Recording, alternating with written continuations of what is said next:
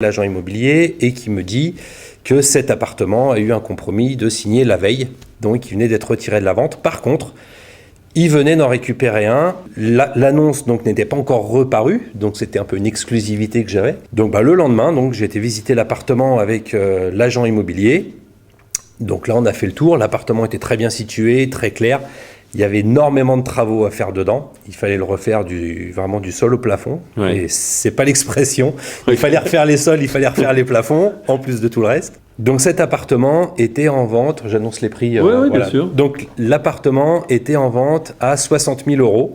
Pour quelle surface, quel type de C'était bien? un 40 mètres carrés. 40 mètres carrés qui était en vente à 60 000 €, sachant que les prix marché de ce type d'appartement dans ce quartier-là, c'était aux alentours de 70-75 000 €, D'accord. avec des petits rafraîchissements quand même à prévoir Ok. dans ces budgets-là. Ok, 60 000 €, 40 Voilà. mètres carrés, donc c'est un 2 pièces. Voilà, c'est un Oh. T2. Et donc là, l'agent immobilier me dit que le propriétaire est un investisseur qui se débarrassait de tous ses biens. Et donc là, Le bon vendeur. le bon vendeur. J'avais quand même appris ça un petit peu avant.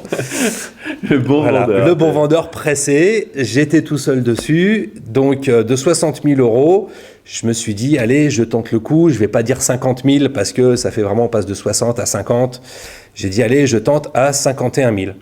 Directement, sans en parler à l'agent immobilier, j'ai fait l'offre et tout de suite, il m'a appelé dans les heures qui suivaient mon mail et il m'a dit, c'est bon, votre offre est acceptée. Et là, j'étais déçu Comme d'habitude. parce que je me suis dit que j'aurais dû baisser encore plus.